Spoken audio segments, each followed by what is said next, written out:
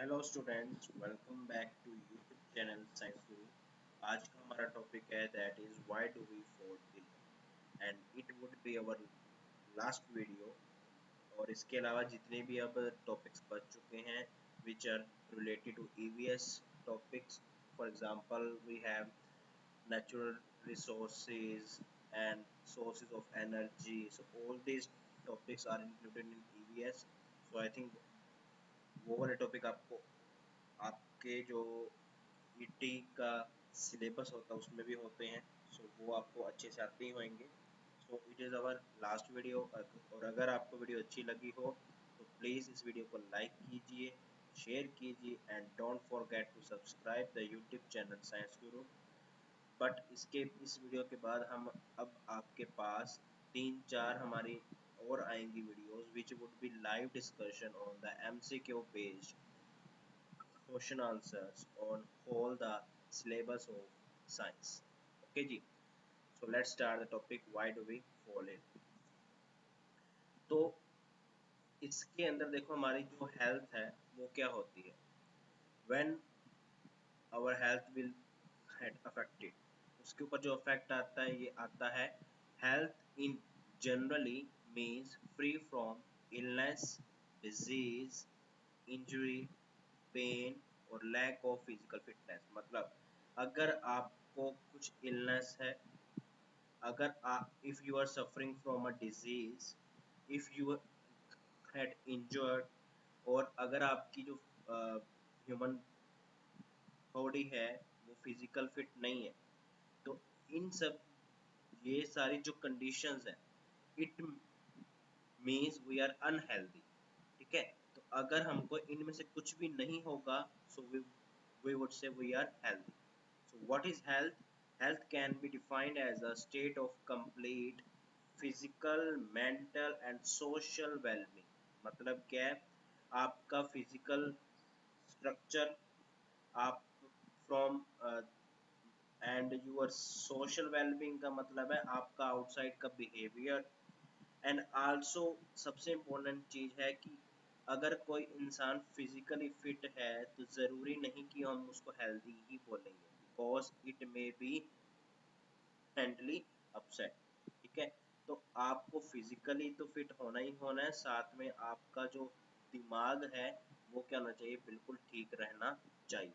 जब तक वो ठीक नहीं रहेगा we will say we are not healthy. For example अगर मैं अपनी बात ही लूँ तो मुझको आदत है कि आई थिंक अलॉट, मतलब मैं काफ़ी कुछ सोचता रहता हूँ ऐसे। तो ये जो ये चीज़ भी है it is also considered as a unhealthy. ठीक है, सो आपको अपने दिमाग को हमेशा क्या रखना है, बिल्कुल फिट एंड फाइन रखना है। मतलब ना आप शायद आप सोचो कि सर एग्ज़ाम होगा या नहीं होगा इस ईयर के अंदर, ना आपने ये सोचना कि हमारा मीन्स हमारा नंबर आएगा या नहीं आएगा। तो आपको सिर्फ अपना you have to just do your efforts, जो लिखा है वो होके रहेगा। अगर आपकी किस्मत में जॉब लिखी है तो आपको जॉब ज़रूर मिलेगी। ठीक है जी, बस आपका मेन काम क्या होना है आपका, जस्ट डू योर एफर्ट्स। 100% दो तो 100% रिजल्ट भी मिलेगा। अगर इस बार नहीं तो अगली बार भी मिलेगा। ठीक है, जो किस्मत में लिखा है वो होके रहेगा। अगर हमारी किस्मत में जॉब लगना इसमें लिखा है तो आपको ज़रूर जॉब मिलेगी।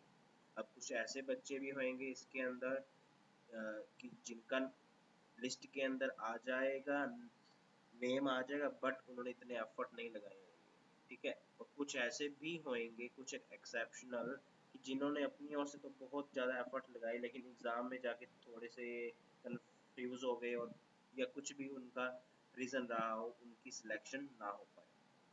ठीक है, तो वो that will depend on your luck. तो एग्ज़ाम में लक के साथ साथ आपको एफर्ट्स लगाने की सबसे पहले ज़रूरत है। तो आप सभी बच्चों से रिक्वेस्ट है, हमारा जो सिलेबस है साइंस का, और जो आपका आगे मैंने स्टार्टिंग में मैंने लेक्चर लिए थे of the topic of geometry. ठीक है, तो उसके भी आपको हमारी जो यूट्यूब चैनल साइंस ग्रुप है उस पर आपको उसकी वीडियोस मिल जाएंगी। तो आपका लगभग मैथ साइंस का सिलेबस ओवर है। तो अब आप इन्हीं वीडियोस को क्या करते रहो, रिवाइज।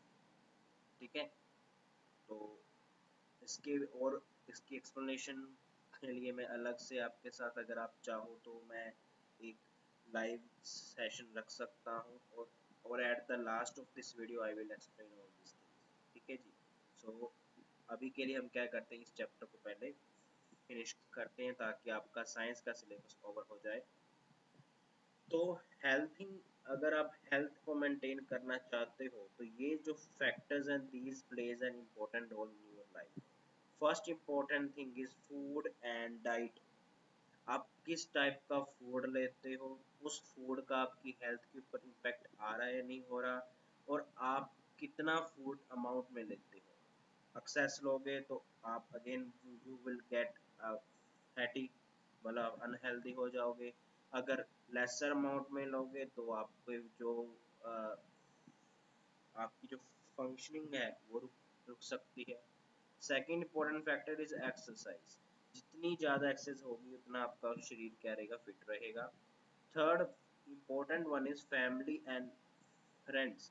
ये है फॉर योर सोशल वेलबींग, मतलब आपके ऊपर कोई भी किसी भी टाइप का, अगर ये देखो ये सबसे अच्छा वे है, जब भी आपको हल्का सा स्ट्रेस लगे, अगर आपका जो मूड ऑफ हो, अगर वो आपका जो ऑफ हुआ, जो भी आप जो भी मान लो आपकी चीज़ हुई है आपके साथ, तो उस चीज़ से अपने जो आपका दिमाग है उसको बाहर निकालने के लिए you just have to go outside and enjoy. जब भी आप कहीं आउटसाइड बाहर को निकलोगे and if you talk about yourself और विद अदर्स, तो आपका जो दिमाग है उसके ऊपर से वो चीज़ हट जाएगी। अनलेस उसके अदरवाइज ऐसा हो गया, ऐसा होता तो ऐसा हो जाता, तो वो ऐसा वैसा को हटाने के लिए आपको क्या करना होता है, you just have to let it go. या फिर आप कहीं आउटसाइड निकलें, किसी और से क्या करें, you should have to talk to someone else, it will gets relaxed. जब तक आप अच्छे से आपकी नींद कंप्लीट ना हो, आपकी जो फंक्शनिंग है वो क्या हो जाएगी, दैट विल गेट अफेक्टेड। सो ये सबसे इम्पोर्टेंट चीज़ है। लास्ट वन इज जो भी मैंने बताया, दैट इज स्ट्रेस मैनेजमेंट। मतलब आपको अगर किसी भी टाइप का स्ट्रेस होता है तो आप उसको किस वे से हैंडल करते हो। तो कुछ लोग होते हैं कि जो इतना मीन्स हर एक चीज़ को मीन्स ऐसा हंसी में आप उड़ा देते हो, मीन्स वो इतना अपने ऊपर नहीं स्ट्रेस लेते, तो वो इंसान हमेशा हेल्दी रहता है। लेकिन अगर जो लोग हर एक छोटी छोटी बात के बारे में सोचते हैं वो हमेशा अनहेल्दी रहते हैं। And I am also in that phase. जो मैं अगर अपनी बात करूं तो I also think a lot of things. ठीक है, और मैं अपनी जो भी अपनी थॉट्स वगैरह हैं वो अपने अंदर ही रखता हूँ। इस वजह से आपका जो दिमाग होता है वो आपका रुक जाता है, या आप उलझे रहते हो। ठीक है, तो उस वे से आपको इन ये सारी जो आपके मेथड्स है, इससे आपका अपना शरीर हेल्दी रह सकता है। नेक्स्ट टॉपिक जो हम अब आते हैं, that is diseases and it's causes. So अगर किसी भी आदमी को अपनी जो फंक्शनिंग के अंदर थोड़ा सा भी एबनॉर्मेलिटी लगे, तो it would lead to a disease. When a person is affected by a disease, either the normal functioning or appearance of one or more systems of the body changes for the worse। मतलब इसका क्या हुआ कि अगर आपकी body के अंदर कोई भी एक सिस्टम के अंदर एबनॉर्मेलिटी आती है, या उसकी जो फंक्शनिंग है वो थोड़ी सी रुक जाती है, या कुछ हो जाता है उसके साथ, या आपकी जो अपीयरेंस है उसकी उसमें अंदर उसके अंदर कुछ दिक्कत आ जाती है, तो all these lead to a disease. So ये जितने भी अंतर आते हैं, इससे हमें इसको हम क्या बोलते हैं, that is known as symptoms. So these changes give rise to science of the disease. मतलब यहाँ से आपको दिखना शुरू हो जाता है कि मेरे को लगता है अब बुखार हो गया है, मेरे को लगता है अब मेरे को ये चीज़ हो चुकी है।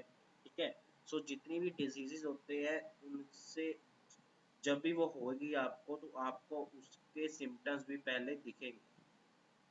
सो जब हमको सिम्टम्स अपने आप को दिखने लगते हैं we will hand to the physicians, ठीक है। On the basis of the symptoms the physicians look for the signs of a particular disease and conduct the several laboratory tests to confirm the disease। मतलब वो भी हमारे symptoms हमसे पूछते हैं, ठीक है, या हमको ऑब्जर्व जब वो करते हैं तो उनको जो लगता है तो जो भी आपकी थ्योरेटिकल उनको सिखाते हैं कि अगर ये सिम्टम्स हो तो इसका मतलब ये आपके शरीर में दिक्कत हो सकती है, तो उसके with respect to they will start the treatment of your body, ठीक है। तो ये था आपका सिंपल फर्स्ट। अब आपके आज का जो सबसे इम्पोर्टेंट जो टॉपिक है जो एग्जाम में आ सकता है वो है टाइप्स ऑफ डिजीजेस। फर्स्ट है acute diseases, second one is chronic diseases, third is non infectious और नॉन communicable, एक ही बात है। Fourth one is infectious that is communicable diseases। So let us learn what are those। First one is acute diseases। Acute means to say, acute का मतलब होता है short time, ठीक है। So diseases which last only for a short period of time and does not have long term effect on health। मतलब उसका health पर effect आता है लेकिन उतने समय के लिए नहीं आएगा, ठीक है। तो इसकी एग्जांपल्स आपकी common cold and cough. These are the example of the acute diseases. Acute का मतलब होता है ऐसी डिजीजेस जो आपको सिर्फ कुछ एक हफ्ते या कुछ एक सेकंड्स या कुछ भी एक छोटे से टाइम के लिए जो होती है उसको कहते हैं एक्यूट डिजीजेस। फॉर एग्जांपल आपको यहाँ पे जैसे दिखा रखा है the common cold has no cure and it can live for hours outside the body.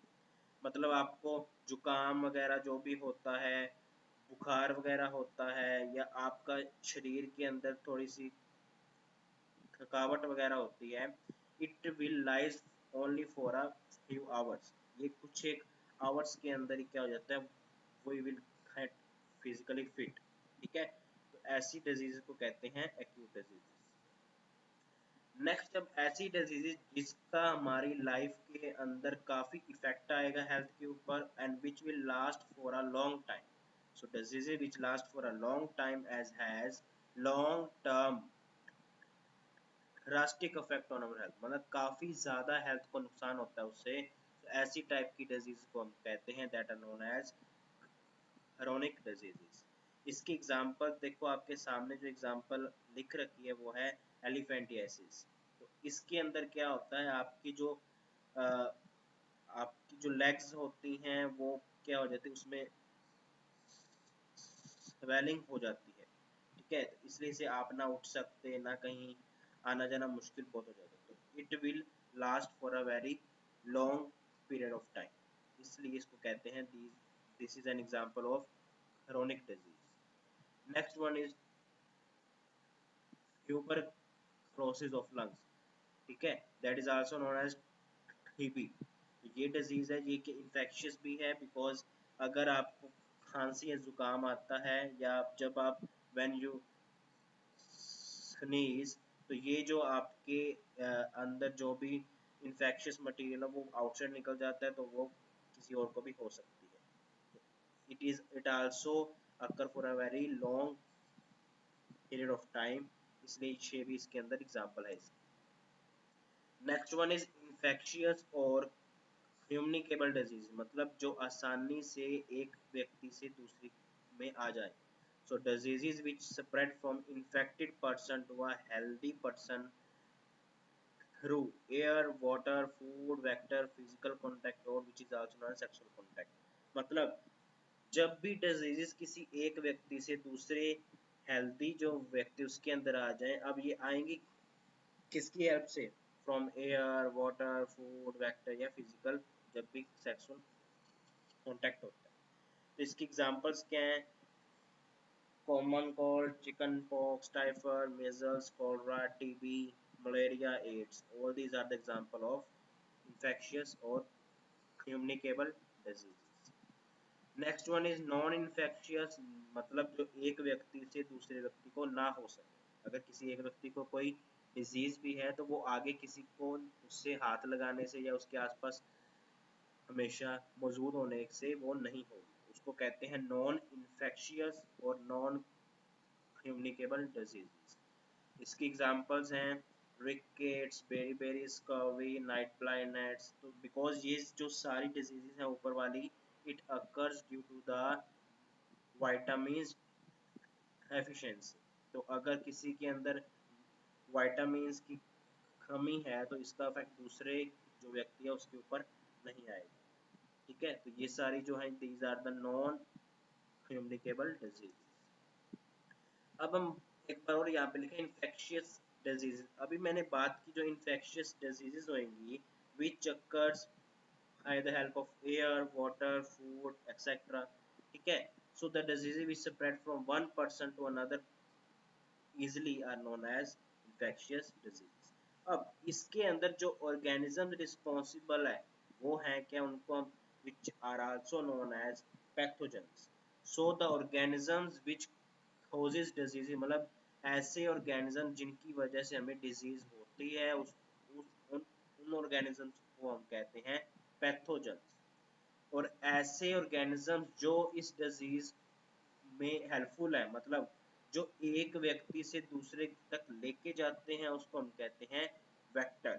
ठीक है, हेयर जो आपके पैथोजेंस हैं उनकी वजह से डिजीज होती है, और जो ऑर्गेनिज्म एक व्यक्ति से दूसरे में लेके जाते हैं उन्हें हम कहते हैं वेक्टर्स। तो ये जो दो टाइप के ऑर्गेनिज्म ये अलग अलग भी हो सकते हैं। आप इसका स्क्रीनशॉट लेके रख सकते हो, बिकॉज एग्जाम में इस जितना भी अभी तक काम हुआ है ये सबसे इम्पोर्टेंट है अभी तक का।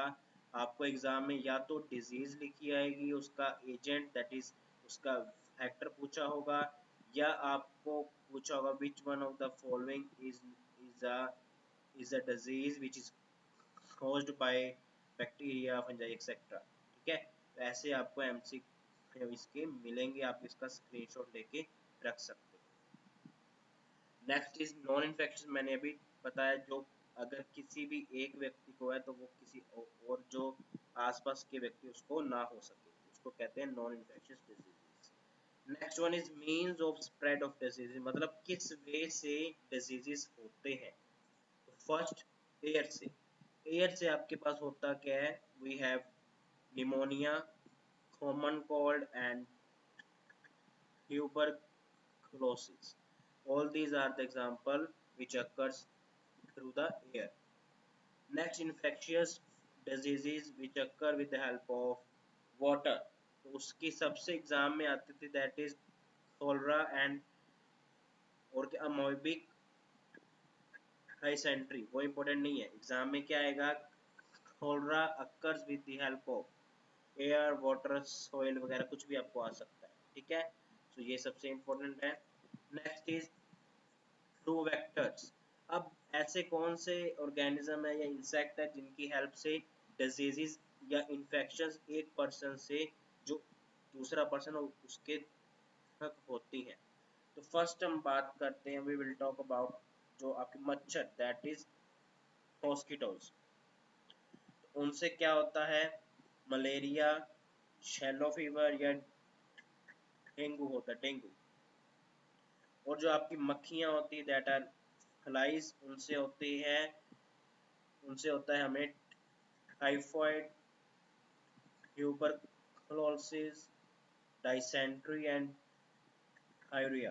ठीक है, तो ये सारी जो एग्जांपल्स हैं आपको इसके बारे में आई थिंक ऑलरेडी पता होगा कि ये कौन सी टाइप ऑफ डिजीजेज है।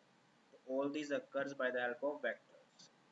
नेक्स्ट है बाय सेक्सुअल कॉन्टैक्ट, तो वो होती है सिफिलिस एंड एड्स। एड्स जो है वो अगर आपको एड्स है तो आप ना तो किसी के साथ सेक्सुअल कॉन्टैक्ट में आओ, ना ही अपना जो ब्लड है वो किसी को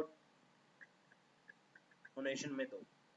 ठीक है, सो एड्स वाला बंदा ना तो किसी से खून ना तो किसी को खून अपना दे सकता है, ना ही वो किसी के साथ सेक्सुअल कांटेक्ट में आए, बिकॉज अगर आएगा जो आगे इन्फेक्शन होगी वो आगे जो फीमेल है उसके साथ साथ जो अनबॉर्न बेबी है उसके अंदर भी आएगी।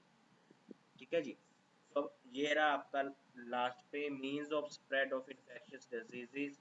ऐसे कौन कौन से मीन्स हैं या ऐसे कौन कौन से रास्ते हैं जिससे आपकी डिजीज होती है, तो आप इसका भी स्क्रीनशॉट लेके रख सकते हो। जो मैंने अभी एग्जांपल दी वो इसके अंदर अगेन लिख रखी है। ठीक है जी। और इसके अंदर आपको जो एग्जाम में आता है वो आता है कि मलेरिया या dengue is caused by anopheles mosquito. ठीक है, बाय फीमेल एनोफ्लिस मॉस्किटो इसका आंसर होगा। नेक्स्ट इज, अब ये मैंने थोड़ा सा एक्स्ट्रा बीच में रख दिया बिकॉज अभी तक हमारी हुई थी बात सम टाइप ऑफ डिजीजेस, तो ये आपके एग्जाम में आ सकती है। ठीक है, कि आपके पास different, you have total different types of vitamins, तो उसके अंदर ए जो होता है उसके आपकी क्या होती है, that will lead to the blindness. Vitamin जो बी होता है उससे क्या होता है, सी से क्या, डी से क्या, तो ये सारे आपके लिए इम्पोर्टेंट है। इम्पोर्टेंट और जो है वो है आपका आयरन, अगर आपके अंदर ना हो तो उससे क्या होता है, आपको उससे क्या होगा, एनीमिया होता है। अगर आपके अंदर आयोडीन ना होगा तो that will leads to the goitre. ठीक है, और उसके सिम्टम्स या उसका जो भी रिजल्ट है वो आपके साथ में आगे लिख रखा है। तो ये था आपका chapter why do we fall ill. So I just want to thank all the student जो हमारे साथ स्टार्टिंग से लेके अब तक हैं, specially Havinder ji, Jaswinder ma'am, Sakshi ma'am and Gurjinder sir, Amarjeet sir, all and जो भी और थे हमारे साथ। ठीक है, तो उन सब का आई मैं बहुत I am very thankful to all of them. Now we will meet you in the next video, which would be on the most important 100 MCQ based question answers on the subject of science। लेकिन उससे आपकी पहले हम एक video लेके आएंगे, that would be only from the book of biology. ठीक है, लेकिन मेरी रिक्वेस्ट है वो जो भी सेशन आपका संडे को अब होगा, ठीक है, तो उसके अंदर आप ज़रूर हमारे साथ आए, लाइव आए, और उसका जो आपका लिंक मिल जाएगा आपको in your WhatsApp group and also will be updated on my YouTube channel science Guru. तो at last I request again to all the students, अगर आपको वीडियो अच्छी लगे तो इसको लाइक कीजिए, शेयर कीजिए and subscribe the YouTube channel science guru. And please don't take any kind of stress related to your exam. जितना भी हमारा हुआ है syllabus, that would be more than sufficient to score 15 से 18 मार्क्स आपके आराम से बन जाएंगे। और अगर किसी ने काफ़ी अच्छे से की है प्रेपरेशन तो उसके 20 में से 20 मार्क्स भी आ सकते हैं। ठीक है, तो मैं बात कर रहा हूँ यहाँ पे हमारे टॉपिक की, दैट इज हमारा जो सब्जेक्ट है दैट इज साइंस, तो उसकी हो रही है अभी बात। तो इसके अलावा जो आपका मैथ है, मैथ के अंदर सबसे इम्पोर्टेंट काम आता है दैट इज ज्योमेट्री। ठीक है, और अगर अगर आपका अच्छा रिस्पॉन्स आता है या हमें कुछ इससे कुछ हमारे पास इनफ टाइम हुआ, तो I think I would take the mathematics online classes also. ठीक है, लेकिन first of all we will focus on the science subject. ठीक है, हमारा आज सिलेबस ओवर हो चुका है। नेक्स्ट जो अब हमारा होगा वो क्या होगा, that would be live MCQ based question answers, first on the book of biology, then 100 best MCQs based question answers on the topic of science. ठीक है, उसके बाद then I will take a short break from you guys. ठीक है, और उसके जितना भी हमारा सिलेबस हो चुका है उसको क्या करते रहो, बार बार रिवाइज। आप हमारी जो यूट्यूब पे वीडियोस हैं वो आप अवेलेबल होंगी। ठीक है, हमेशा, तो आप उसको वहाँ पे जाके क्या कर सकते हो, अपनी रिवीजन एक बार और start it will take maximum आपको एक हफ्ता अब लगेगा रिवीजन में सिर्फ। ठीक है जी, बिकॉज आपका जो सिलेबस तो एक बार हो चुका है एंड आई होप आपने उसको अच्छे से कहीं पे लिख भी लिया होगा अपने हाथों से। ठीक है, so that's all in my today's video. हम मिलते हैं अब आपको नेक्स्ट वीडियो के अंदर on the 100 that is best MCQ based questions from हाइरोलॉजी। So meet you soon. आपको उसका लिंक अभी अवेलेबल हो जाएगा। ठीक है, thank you so much and please subscribe the YouTube channel science group. Thank you so much.